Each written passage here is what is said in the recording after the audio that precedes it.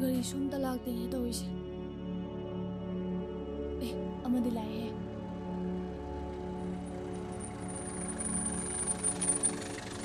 gari se ai hana khambane ai ja na bu yaw to bune kitang emergency ore aduna ne hoi thank you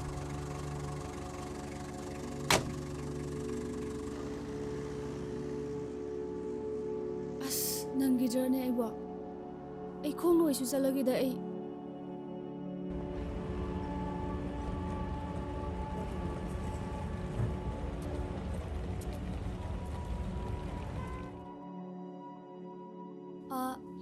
interview ki sibu o interview ki som changbiro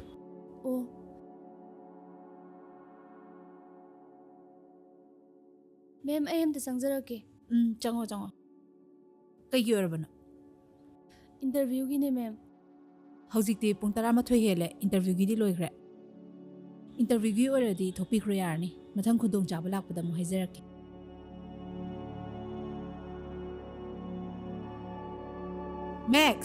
Max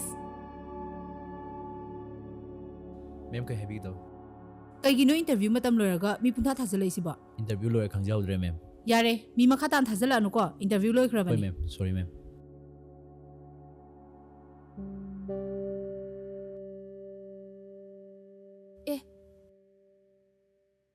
ngasai gi do natro taxi gi do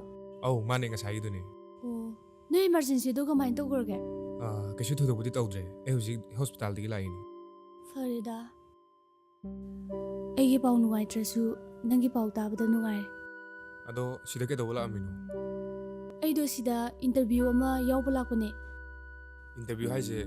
ung tara gi doidira hoi mane nang su lai ro sida yaw ba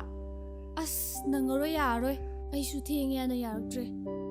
adoidi ai tawge lao lao ka lo lao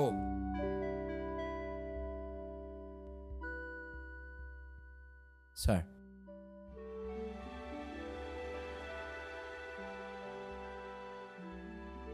sir interview gi di loikhre selection gi je sir pet yengbiro nang mag interview di lorba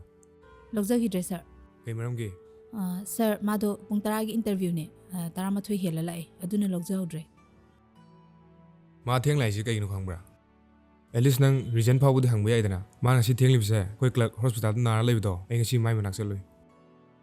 asai ma gi taxi do ai ni emergency nai bu da ma lai ngon pek khibane adu ne ma theng libse mai appointment order do hoji mo thoko hoi sir kai hai bu nang ning do ningsing hai ba sir heng ni gi dum join to ba yar ne hoi sir